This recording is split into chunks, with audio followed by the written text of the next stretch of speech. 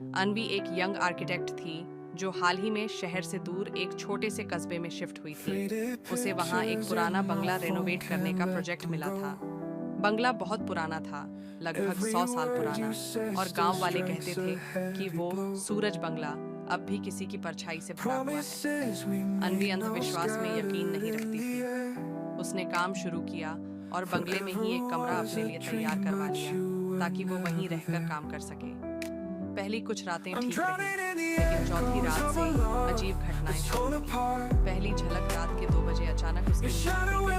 कमरे में सब कुछ शांत था, लेकिन पंखा बंद होने के बावजूद उसे अपने बालों में किसी की सांस लेने की उसने इधर-उधर देखा, कोई नहीं था। अगली सुबह उसने मजदूरों से पूछा, इस घर में कोई रात में आता जाता है क्या? एक बुजुर्ग मजदूर बोला, मैडम, रात को बंगले की परछाई जागती है, कोशिश करिए अकेले मत रहें।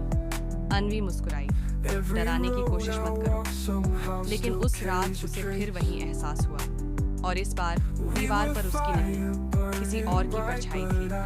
एक औरत की जो लंबे बालों में खड़ी थी, लेकिन कमरे में कोई नहीं था। पुराना राज अनवी अब परेशान रहने लगी थी। उसने पुराने रिकॉर्ड्स खंगाले और पाया कि इस बंगले की पहली मालकिन का नाम सुहाना था।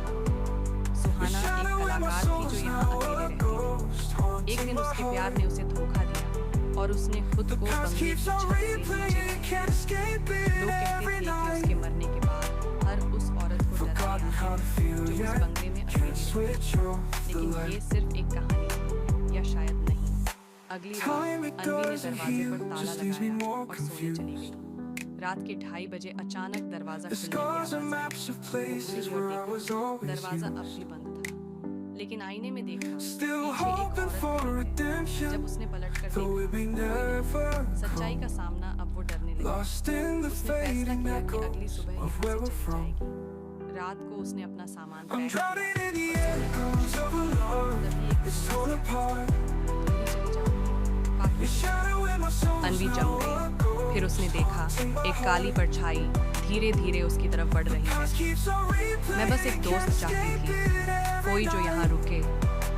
अनवी ने कांपते हुए कहा, मैं तुम्हारी मदद कर सकती हूँ। लेकिन वो परछाई हंसी और बोली, बहुत देर हो चुकी है, अब तुम मेरी जगह ले चुकी हो। और अगली सुबह मजदूरों ने देखा कि बंगले का दरवाजा खुला है।